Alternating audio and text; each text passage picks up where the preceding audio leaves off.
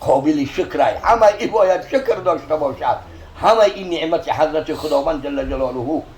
بنابراین باب دعا را اکثریت این همین بلای بسر مردم آمده است این 3 سال از 19 باشد 20 21 3 سال شد مردم این جوانمردی را بینی این واقعات را ببینه مردک نماز بامداد میخوانه با پیشینه سپس پیشینه میخوانه عصر تا شام تا گفتن یا که در بین صحبت چون مزم نشد ناراحت شدم همون زمان همه پیغمبران دعا کردن همه صالحان امت همه اهل بیت پیغمبران از مرگ غفلت از مرگ مفاجات مرگ ناگهانی که بنده توبه کردم نگوید توبه نکند پشیمانی نکند خدایا به سوی تو بازگشتم خدایا قبولم کن خدایا اهل بهشتم کن خدایا اهل رحمتم کن به این نارسیده مرگ مفاجات مرگ ناگهانی در یک لحظه این آدم در 40 و 50 سال او شاید از مرد لباس گرفته است پاپوشی گرفته است سرپوش گرفته است پول گرفته است پیسه گرفته است در 50 سال آدم یگان حاجتی نداشت او رفیق نداره همسیب نداره هم سفر نداره هم خدمت نداره هم نشین نداره همسایه نداره هم درس هم مسلک همراه و روش نداره دیگه 50 60 سال 50 سال هم عمری اندک نه این نسبیه بی نظر بسوی 60 70 و 80 کمه نموشن بی نظر بسوی خودش نظر کنید 50 سال هم خیلی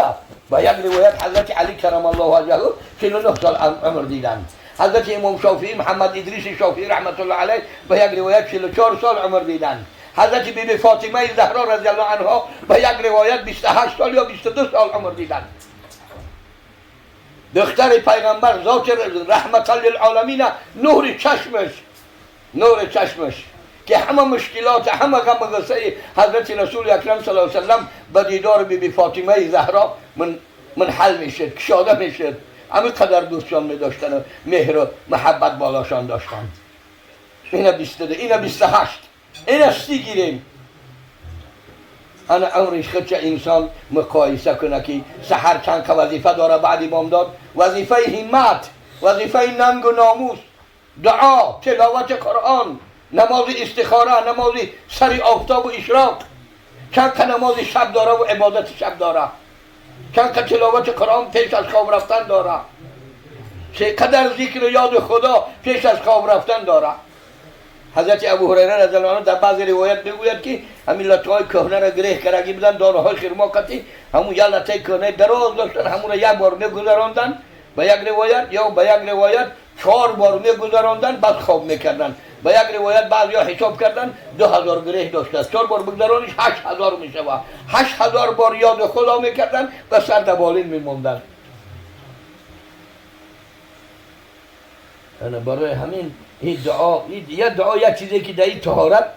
ضرورت و فرض واجب نیست این دعا در این پاکی لباس یا بدن یا مکان یا استقبال قبله یگان شرایط شرط شروط یگان چیزی مشکلات و سختی نیست حتی که یگان حالتی نیست که دعا کردن تواند بنده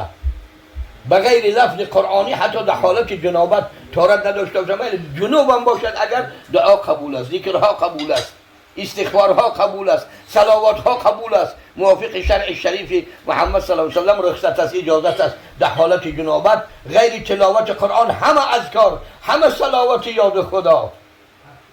نباره همین خدا دست دعایی زمان دعا هست نظر رحمت الهی بالای تمام خلق مخلوقاتش است این یه نصیحت یا دعوت خداوند از جانب خداوند این مرگ از جانب حضرت خداوند جل جلاله که بعضی عقیده ها و بعضی راه ها در مذهب ها و سال ها و 100 سال ها و 1000 سال ها در بود مردم کم شد مردن گفتن مردن نیست یا که مردم جوانمردی کم شد گفتن این آدم پیر میشه میمره جوان نمیمره نعوذ بالله این زیدی آیت قرآن است اهلی زمانه و دهریه ها میگن این آدم باید نمره کودک باید نمره کلان سال 10 ساله 20 ساله جوان مرد پهلوان باید نمره باید 80 100 سال بره فرسوده شد و مرده شود قبول ندارن برای همین حضرت خداوند بعضی را در شکم مادر بعضی را در حالت تولد بعضی را بعد تولد بعضی را در پهلوانی و با قوتی و توانایی بعضی را در میان عمری بعضی را در کهنسالی و بی قوتی و ناتوانی لیکن در دعا همه ساعت 24 ساعت شب و روز در دعا بروی تمام بندگان خدا تمام بندگان خدا، چی دیندار، چی بدین، چی مسلمان، چی غیر مسلمان، برای مسلمانان که به یگان شک و شبهه. حضرت خداوند در بعضی سوره های قرآن گفته است که حضرت رسول الله که در حالتی که پیغمبر در مکه مکرمه و مدینه منوره 13 سال در مکه مکرمه بود، 10 سال در مدینه منوره حیات به سر بردن در مابین اهل کفر در مکه مکرمه، حضرت خداوند با آیت قرآن گفت که مادامی که اینا تو در بینشان هستی، تو رحمت للعالمین هستی، من اینا را با وجود شرکشان، با وجود بت پرستی و هیکل پرستی و شریک آوردنی به ذات خداوندیشان هلاکشان نمیکنم. مادامی که تو و انت فیهم و تو در بین آنها هستی و مادامی که آنها استغفار میکنن، دو چیز خداوند شرط آورد، مادام اینا استغفر الله بگن، مادام تو در بینشان حیات زنده باشی، من اینا را در همین کفر و کافری و شرک و بت پرستی و هیکل پرستیشان، هیکل خدا گفته سجده کردهشان، از این بدتر نمیشه و از این حالت بنده را مشکلی و سختیش نمیشه که یک چیزی را به دست از سنگ و چوب و آهن طلا یا غیر اون میتراشه. امر خدا میگه با وجود همین هلاکشان نمیکنم گفت، به سرشان عذاب مهلکه نمیارم گفت. یعنی برای همین دعا از همه ما و شما حضرت خداوند دعا خواسته است. این دعا خواسته یک طایفه باشه، خواسته یک ملت مردمی باشه، یک نفری باشه، یک شخصیت، یک حالت پیری و جوانی و غیر این بیمار و دیگره. نه این به همه حالت بنده، به 24 ساعت شب و روز هر کجای آیت آمده است بنابر اطلاق آمده است، مطلق آمده است که بلا به سرتان آمد بعد دعا کنین. یا کسی که زندان شده و حبس شده و گریزه شده و غریب شده و مسافر شده بعد دعا کنین. نه که با دعا را حالتاشان گفته است پیغمبر خدا صلی الله علیه و سلم، در بسیار جاها دیده میشد بعد از آن تا اقامت گفتن نماز فریضه را وقت اجابت دعا کی دعا میکنه؟ از آن میگویند تا همون قامت گفتن، قامت گفته ایشان گپاشون کیور نشده سالی گپا را تمام میکنن این قشب در بالای جای نماز رو به قبله در خانه خدا 24 ساعت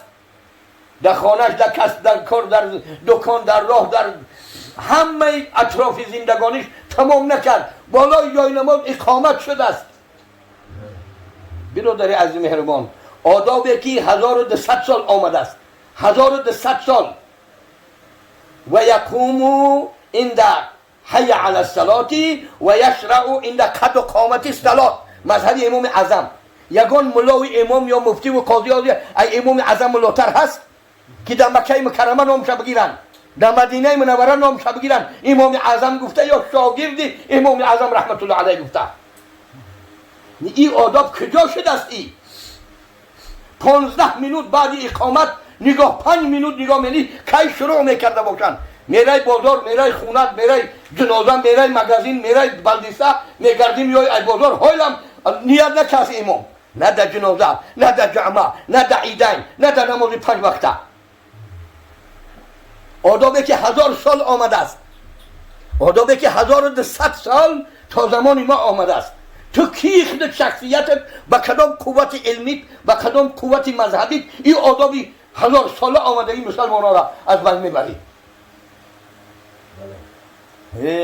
این آداب این کار شوخی نیست. این آداب از همون جا آمدگی هست،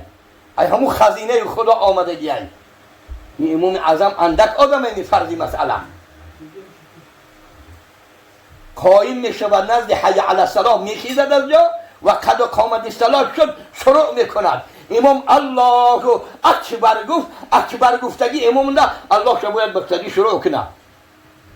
5 منوت میشتی ای حوزی نیت بینن پگاه نیت بینن میره مغازین، میره پیش دروازه میگردی میای با فکر با عقیده با هوشگو شد. ای آدم چند فکر کنه بیسته تو که دیل 15 دقیقه قصیده ایستادن آدم یه نفس دیل در یاد خدا قصیده بتونه به حق میرسه، ملائکه را میبینه، عرش میبیند، درون خور حالتش میبینه. یک نفس ده اگر همون الله گفتگیشنده با خدا خود وصل کرده بتونه قلبش خودش به قلب الله وصل شده تمام. بسیار بسیار بسیار بسیار این آدابی که 1200 سال از حضرت امام اعظم رحمت الله علیه